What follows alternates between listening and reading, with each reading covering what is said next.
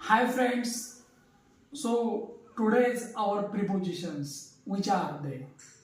First across, then at and last around. आपण या तिन्ही शब्दयोगी अव्ययांकडे जर बघितलं आपण या प्रिपोजिशन्सकडे बघितलं आपण तर ॲट या प्रिपोजिशनचे वेगवेगळे अर्थ आहेत की जसं की वेळ आपल्याला सांगायचं असेल, एखादं स्थळ असेल, गाव असेल, कडे, ला या वेगवेगळ्या अर्थाने आपण ॲटचा वापर करतो. तर दुसरीकडे आपण जेव्हा अक्रॉस हे प्रिपोजिशन बघतो, अक्रॉस म्हणजे काय तर एका बाजूपासून ते दुसऱ्या बाजूपर्यंत, अगदी एका टोकापासून ते दुसऱ्या टोकापर्यंत, from one side to another side, यासाठी अक्रॉसचा उपयोग होतो.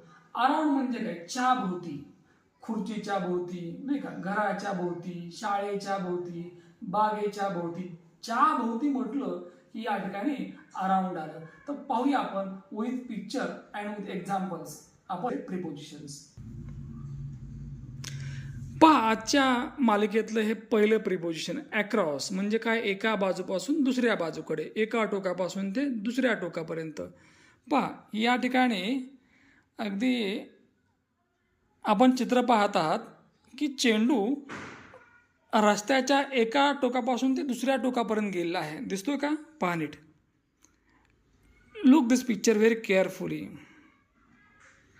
चेंडू आहे का, हा तो चेंडू एका टोकापासून ते दुसऱ्या टोकापर्यंत गेलेला आहे, कशाच्या, रस्त्याच्या. तर पहा, ball has gone across the road. Ball has gone across the road. चेंडू कुठं गेला आहे, मग रस्त्याच्या एका बाजूपासून ते दुसऱ्या बाजूपर्यंत गेलेला आहे, म्हणजे त्यांना पूर्णपणे रस्ता क्रॉस केलेला आहे. म्हणून या ठिकाणी अक्रॉस हे प्रिपोजिशन योग्य वाटतं. आपण पुढचं आता प्रिपोजिशन पाहूया ॲट. अत्यंत महत्त्वाचं. बऱ्याच वेळेला आपण वाचत असताना while reading English novel, English lessons, specially in our text book lessons and poetries, so writer and poet use at preposition. So but when, केव्हा आपण पहा कसं वापरायचं हे. Use at used before telling time to someone. आपल्याला कोणाला तरी वेळ सांगायची नाही का, आणि मग वेळ सांगायची असेल तर त्या ठिकाणी ॲट हे प्रिपोजिशन वापरतात.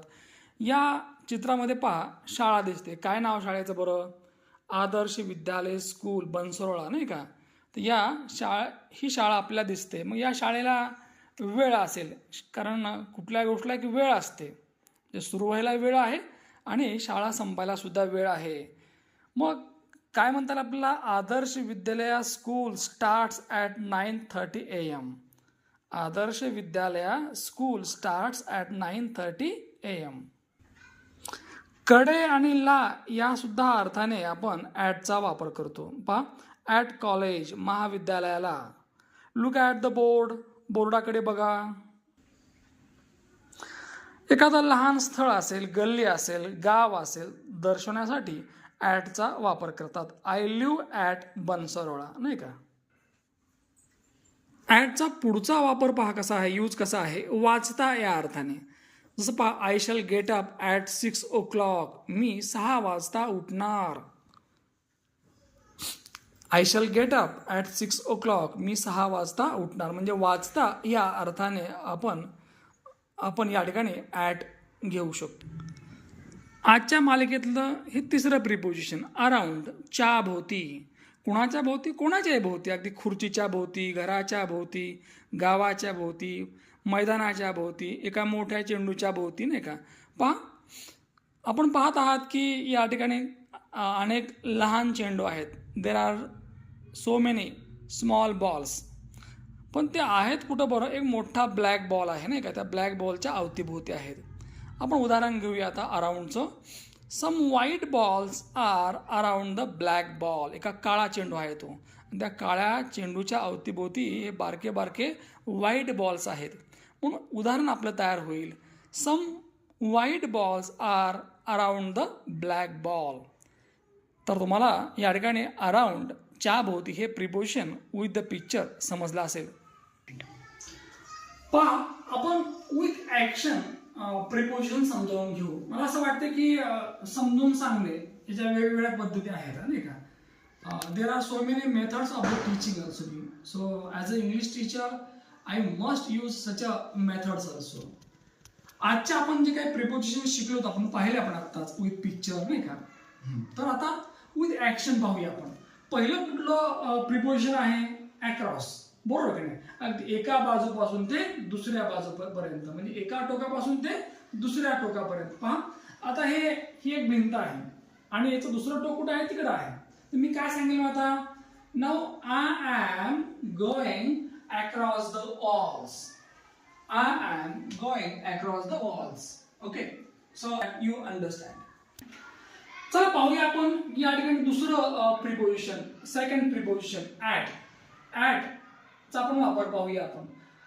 गृहीत धरा जे सपोज हा ब्लॅक बोर्ड आहे नाही का आणि मग माझ्यासमोर विद्यार्थी आहे तर मी काय म्हणेल dear student please look at the board. Look at the board म्हणजे कडे या अर्थाने.